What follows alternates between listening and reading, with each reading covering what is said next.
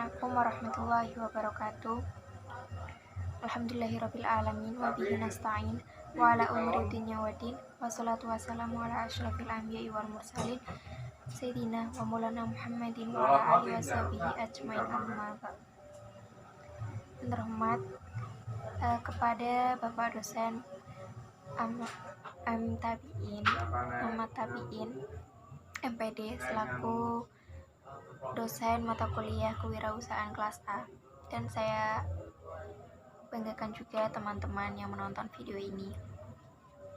Sebelumnya, perkenalkan, nama saya Sasruniawati dengan NIM 2119223. Di sini saya akan mempresentasikan hasil makalah saya yang berjudul Pola Pikir Kewirausahaan.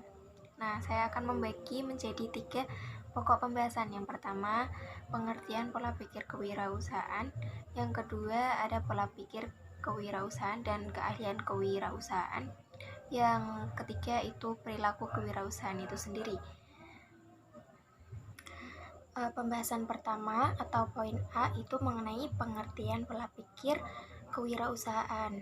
Nah, apa sih yang dimaksud dengan pola pikir itu sendiri? Nah, pola pikir itu berarti istilahnya mindset kita, atau berarti sekumpulan kepercayaan atau cara berpikir yang mempengaruhi perilaku dan sikap seseorang yang akhirnya akan menentukan level keberhasilan hidupnya. Nah, pola pikir atau disebut istilahnya bahasa Inggrisnya itu belief ya.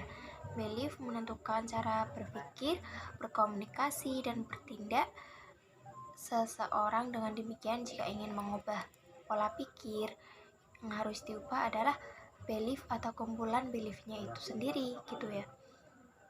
Nah,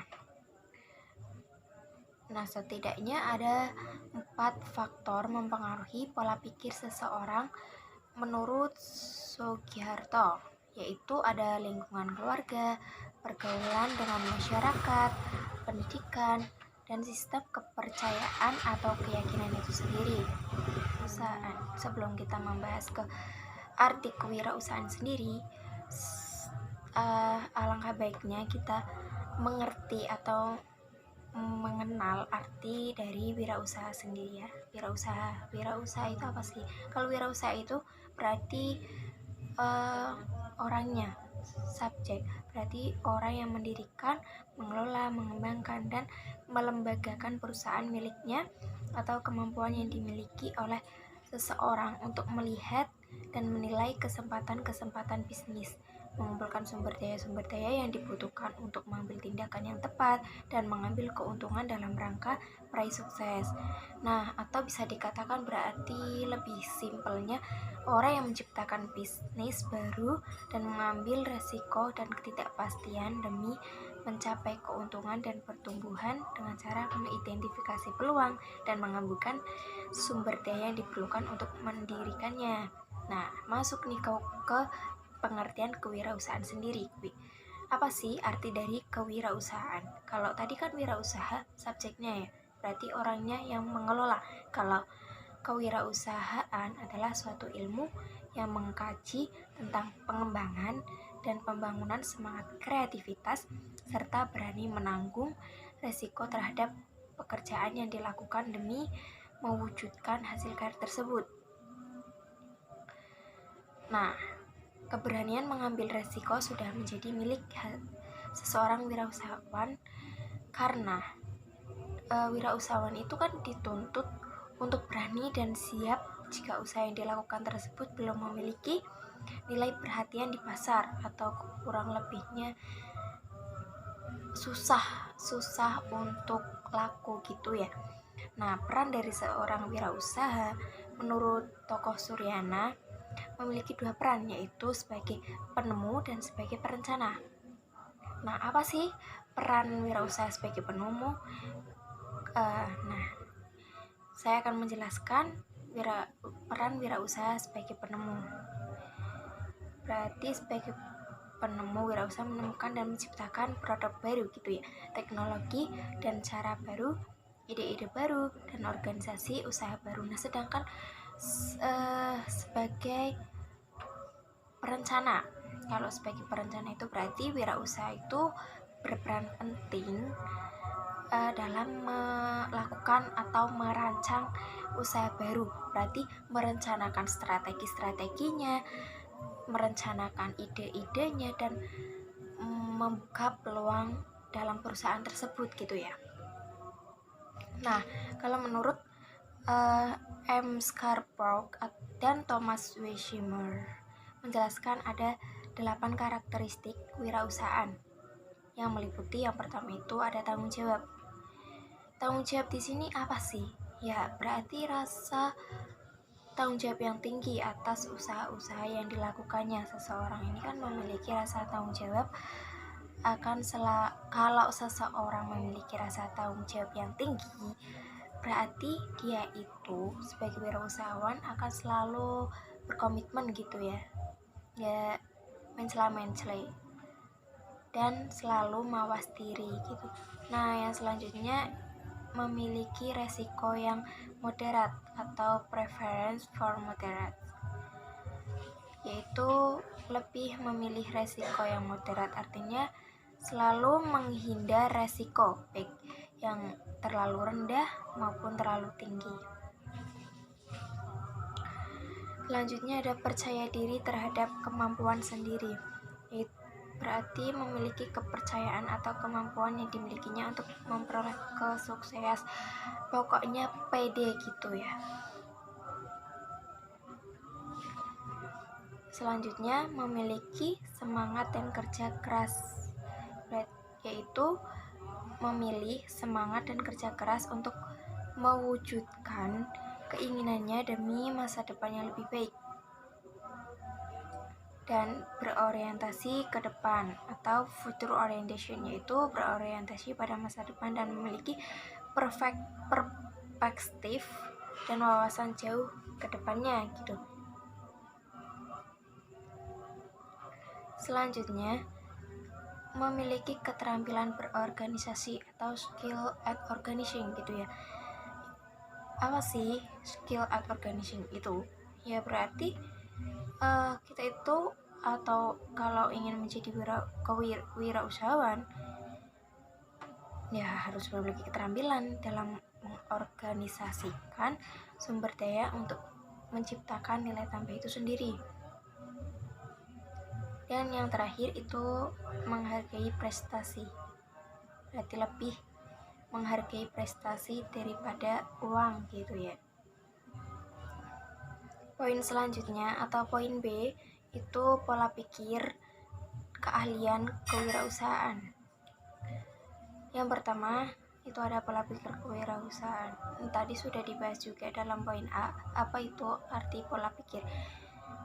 Pola pikir itu kan berarti keseluruhan atau kesatuan keyakinan yang kita miliki gitu ya, atau mindset, nilai-nilai yang kita anut, kriteria harapan, sikap, kebiasaan, keputusan, dan pendapat yang kita keluarkan dalam memandang diri kita sendiri, orang lain, atau kehidupan ini. Pola pikir ini kan dapat diubah karena pola pikir merupakan hasil dari sebuah proses pembelajaran, maka pola pikir juga diubah dan dibentuk ulang. Pola pikir itu tentu saja sulit untuk diubah, ada yang cepat, ada yang membutuhkan waktu yang lama. Tanda-tanda terjadinya perubahan pola pikir yang ketika kita dapat memahami sesuatu hal yang selama ini kita benci seharusnya dapat kita kasihi. Perubahan pola pikir berarti juga berubah dari satu pola pikir ke pola pikir yang lainnya, berarti dinamis. Nah, kalau dalam membentuk suatu pola pikir kewirausahaan, kreativitas itu berperan besar banget. Untuk apa sih tujuannya? Ya untuk mempertahankan persaingan ekonomi. Kreativitas merupakan sarana untuk mempertahankan atau membuka potensi terpendam dalam diri kita sendiri. Karena kreativitas adalah cara utama untuk menggali potensi kewirausahaan. Namun ketika dihadapkan dengan tantangan, individu dengan pola pikir berkembang di sisi lain percaya bahwa suatu kemampuan dan keberhasilan dapat dimiliki karena belajar. Intinya belajar, baik itu belajar dari masa lalu atau belajar dari hal-hal yang gak mengenakan gitu.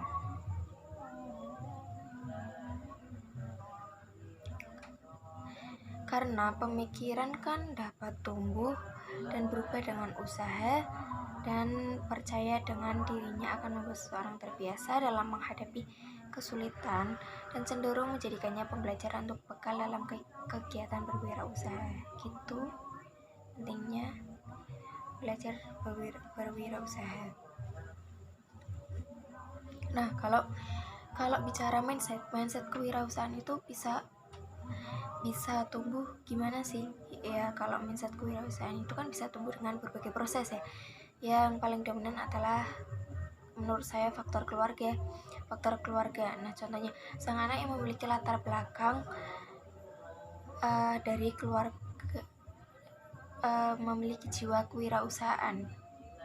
Namun proses yang dilalui setiap orang tetaplah berbeda. Selain faktor keluarga, pola pikir bisa lahir dari banyak faktor seperti faktor keadaan, pendidikan, dan pengalaman. Tadi sudah dijelaskan dalam poin A juga. Berarti secara garis besar, pola pikir kewirausahaan dapat dikelompokkan menjadi 3 bagian, yaitu learning, pengembangan, dan spiritualitas. Nah, selanjutnya ada keahlian, skill kewirausahaan. Skill atau keahlian itu berarti kemampuan untuk menggunakan akal, pikiran, dan ide dan kreativitas dalam mengerjakan, mengubah, ataupun membuat sesuatu menjadi lebih bermakna, sehingga menghasilkan sebuah nilai dari hasil pekerjaan tersebut.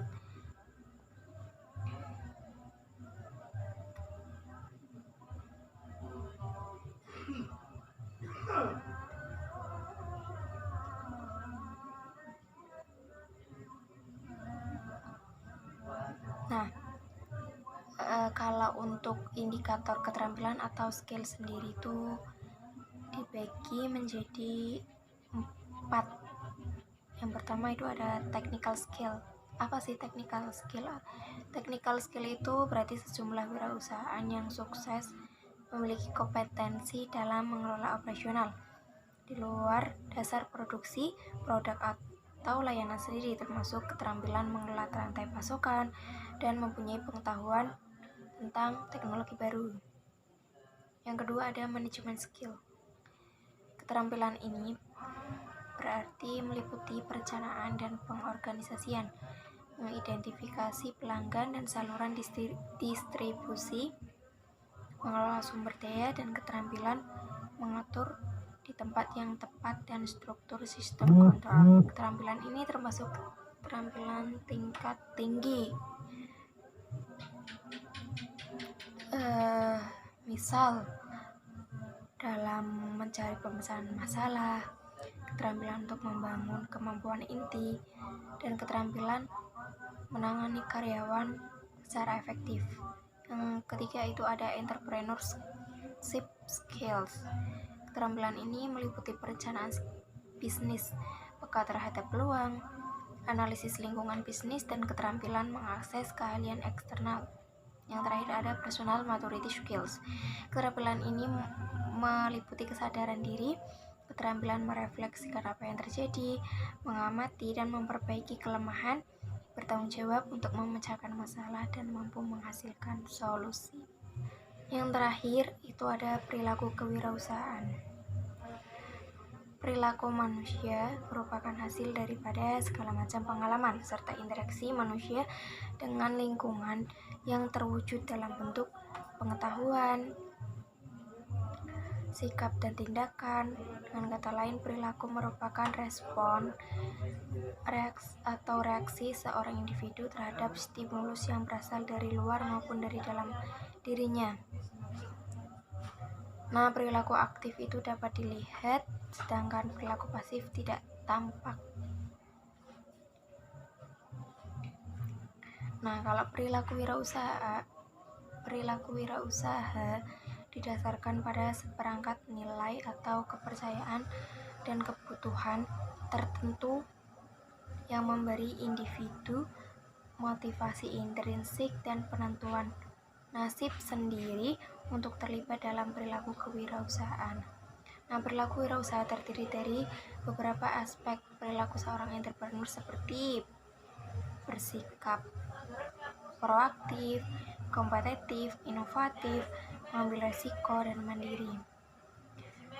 Antara mindset dan perilaku terdapat korelasi yang begitu kuat karena mereka adalah dua hal yang berkesinambungan atau kontinu.